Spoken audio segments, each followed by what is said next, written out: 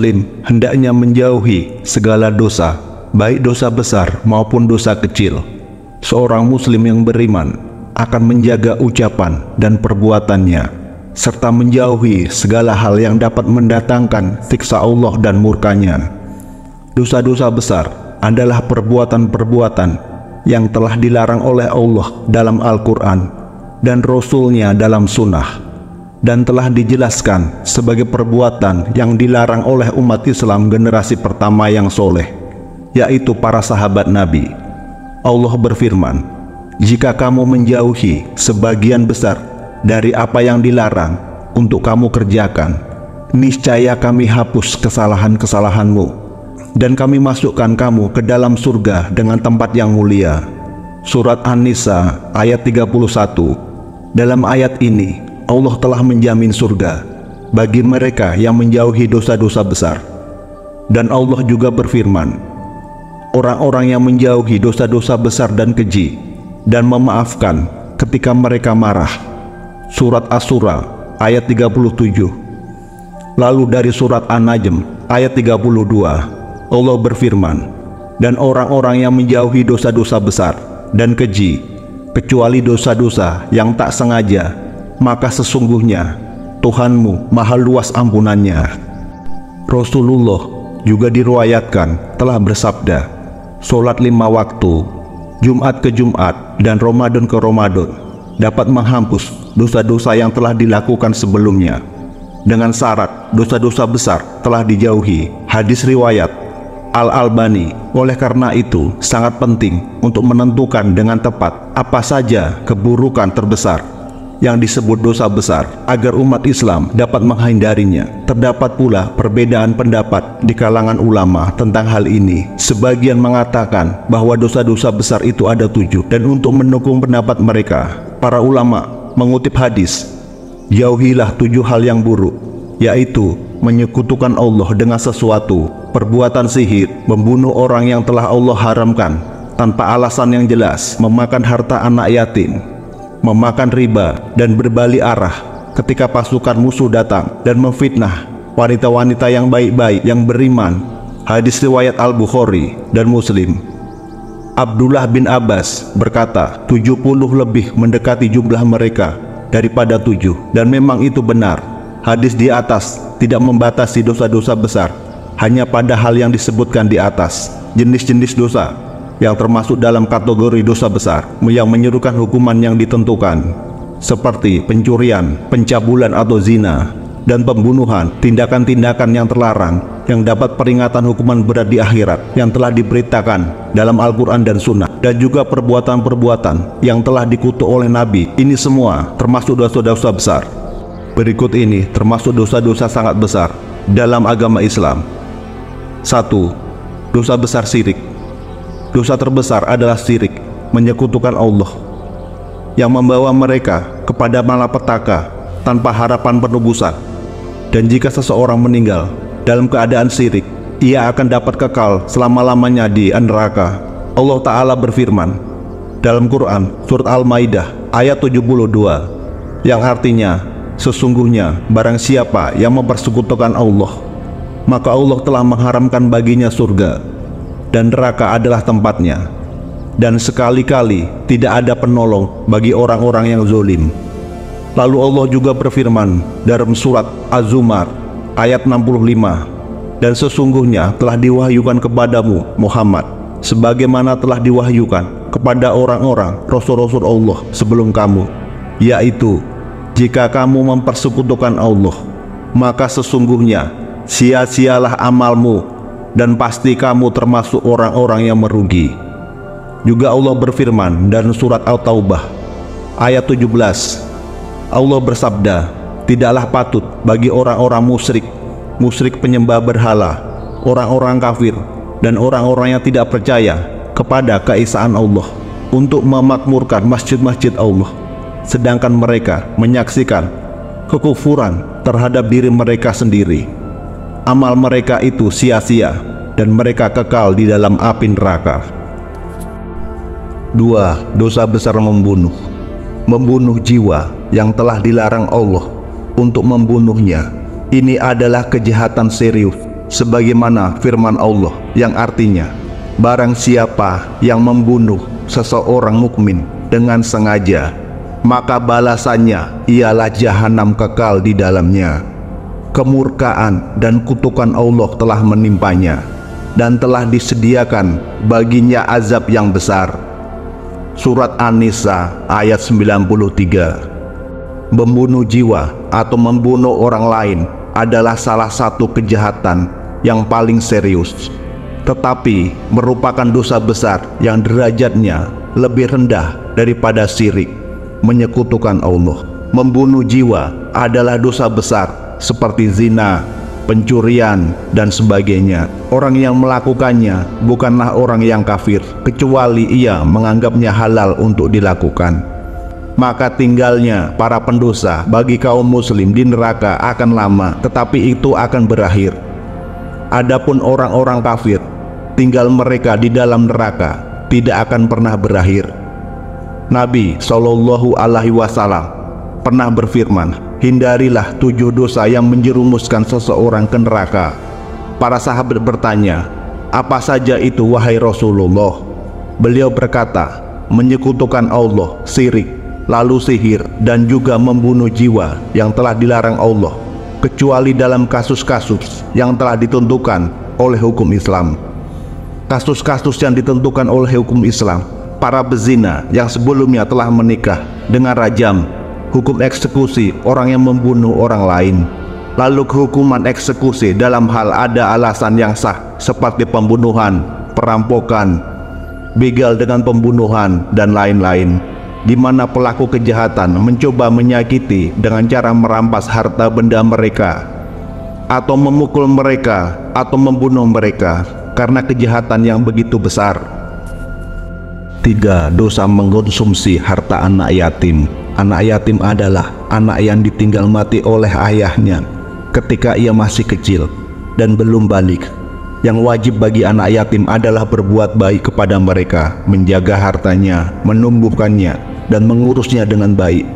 Barang siapa yang merusak harta anak yatim dan memakannya dengan cara yang tidak halal, maka ia akan diberi balasan dosa yang besar, karena anak yatim itu lemah. Dan jika seorang telah melampaui batas memakan hartanya, ini adalah dosa yang besar. 4. Dosa perdukunan dan ilmu sihir. Menggunakan jasa dukun dan sihir termasuk dosa syirik yang besar, karena telah menyekutukan Allah, dan termasuk sifat yang sama dengan menyembah jin, karena mencari bantuan jin untuk menyesatkan manusia. Ahli sihir atau dukun adalah orang yang melakukan perbuatan dan yang dapat membahayakan manusia dengan perantaraan jin, dan ini dapat diartikan baik berupa perkataan, perbuatan, dan meniup simpul-simpul. Kadang-kadang ia melakukannya dengan cara menimbulkan ilusi sedemikian rupa sehingga sesuatu tampak berbeda dari yang sebenarnya, sebagaimana firman Allah tentang para ahli sihir Fir'aun dalam surat Taha ayat 66, yang artinya, tali-tali dan tongkat-tongkat mereka tampak baginya dengan sihir mereka, seakan-akan bergerak cepat. Lalu Allah juga berfirman dalam surat Al-A'raf ayat 116, yang artinya, maka tak kalah mereka melempar, mereka menyihir mata manusia dan menimbulkan ketakutan kepada mereka, serta memperlihatkan sihir yang besar. Juga tercantum dalam Quran surat Al-Falaq ayat 4, yang artinya, dan dari kejahatan tukang-tukang sihir ketika mereka meniup simpul-simpul. Orang seperti itu termasuk orang kafir, dan jika terbukti di hadapan hakim, maka wajib bagi penguasa muslim untuk mengeksekusi pelaku sihir tersebut. Telah dibuktikan dari Amirul Mukminin Umar radhiyallahu anhu bahwa ia telah menulis surat kepada gubernur-gubernur wilayah Sam dan di tempat-tempat lain dengan perintah untuk membunuh setiap orang yang melakukan sihir, baik laki-laki maupun perempuan, karena besarnya kejahatan sihir dan bahaya yang mereka timbulkan. 5. Dosa besar memfitnah wanita-wanita mukmin yang suci dan tidak berdosa. Orang yang memfitnah wanita-wanita yang baik, yang berarti menuduh mereka melakukan zina dengan mengatakan si fulan melakukan zina, atau si fulan memanggil seseorang untuk berzina, tetapi dia berbohong. Ini adalah salah satu dosa yang menjerumuskan seseorang ke dalam neraka, sebagaimana firman Allah dalam Quran surat An-Nur ayat 4 yang artinya, dan orang-orang yang menuduh wanita-wanita yang baik-baik berbuat zina dan mereka tidak mendatangkan 4 orang saksi, maka deralah mereka yang menuduh itu 80 kali dera, dan janganlah kamu terima kesaksian mereka buat selama-lamanya. Dan mereka itulah orang-orang yang fasik. Memfitnah wanita-wanita yang baik adalah dosa yang sangat besar, seperti halnya memfitnah seorang laki-laki yang baik. Meskipun demikian, jika seseorang memfitnah pria yang baik dan mengatakan bahwa ia telah melakukan zina, dia harus mendatangkan 4 orang saksi. Inilah dosa yang dapat menjerumuskan seseorang ke dalam neraka, karena dosa-dosa tersebut sangatlah jahat. 6. Dosa besar mengkonsumsi riba dan rentenir. Mengkonsumsi riba ini mengacu pada transaksi riba yang telah dilarang oleh Allah. Sebagaimana Allah telah berfirman dalam Quran surah Al-Baqarah ayat 275. Artinya Allah telah menghalalkan jual beli dan mengharamkan riba. Dosa besar riba juga tercantum dalam Quran surat Al-Baqarah 278 yang artinya, hai orang-orang yang beriman, bertakwalah kepada Allah dan tinggalkanlah sisa riba yang belum dipungut jika kamu orang-orang yang beriman. Riba dikatakan sebagai akhir dari perbuatan baik antar manusia, sebab pada kenyataannya riba menutup pintu pinjaman yang baik dan membuka pintu pinjaman berbunga yang membebani masyarakat miskin. Perbuatan riba menimbulkan distribusi kekayaan yang tidak adil dan kesenjangan sosial yang dapat menimbulkan berbagai masalah dalam masyarakat. Menurut Ibnu Katsir, dalam ayat ini Allah akan merampas seluruh harta dari tangan rentenir atau memaksa pemilik harta agar pemiliknya tidak dapat menikmati harta tersebut. Mengkonsumsi riba merupakan dosa besar yang harus dihindari, dan ini adalah salah satu dosa besar yang paling serius.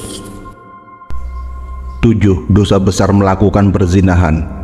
Dosa zina terdapat dalam Quran sebagaimana firman Allah dalam Quran surat Al-Isra ayat 32, dan janganlah kamu mendekati zina, sesungguhnya zina itu adalah suatu perbuatan yang keji dan suatu jalan yang buruk, dan suatu jalan yang buruk itu akan membawa ke neraka kecuali jika Allah mengampuninya. Proses pertobatan atas zina menuntut penyesalan yang tulus, komitmen yang teguh, dan usaha terus-menerus menuju jalan kebenaran.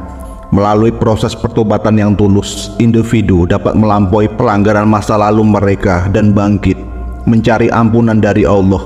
Memerlukan pendekatan yang serius yang berakar pada pertobatan yang tulus, permohonan yang sungguh-sungguh bagi orang-orang beriman untuk melampaui dosa-dosa mereka dan memperoleh ampunan dari Ilahi.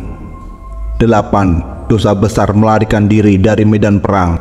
Dan apabila kaum muslim di medan perang, maka orang yang lari dan meninggalkan saudara-saudaranya di hari peperangan, maka orang yang lari, maka ia akan mendapatkan peringatan keras sesuai dengan Quran surat Al-Anfal ayat 16. Allah berfirman, kecuali jika ia adalah untuk tipu daya perang atau untuk mundur menjadi suatu pasukan. 9. Dosa besar tidak melaksanakan sholat. Sholat adalah tiang dan pondasi Islam yang harus dilakukan bagaimanapun dan kapanpun juga, dan ini adalah kewajiban yang harus dilaksanakan walau terasa sangat berat. Melaksanakan sholat itu adalah dosa yang sangat besar. Meninggalkan sholat secara sengaja, seperti yang tercantum dalam Quran surat Maryam ayat 59. Kemudian telah datang sesudah mereka anak cucu yang telah meninggalkan sholat, baik dengan tidak mendirikannya atau tidak mendirikannya dengan sempurna, atau tidak mendirikannya pada waktu-waktu yang telah ditentukan, dan mereka mengikuti hawa nafsu, maka mereka akan dilemparkan ke dalam neraka. 10. Dosa besar tidak membayar zakat. Dosa ini tercantum dalam firman Allah dalam Quran surat Ali Imran ayat 180.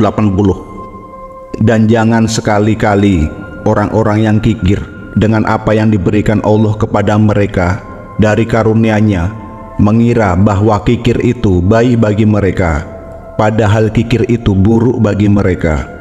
Apa harta yang mereka kikirkan itu akan dikalungkan di lehernya pada hari kiamat.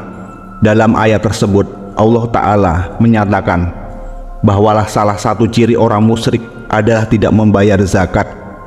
Oleh karena itu, jika seorang muslim tidak mau membayar zakat, maka ia seperti orang-orang musyrik.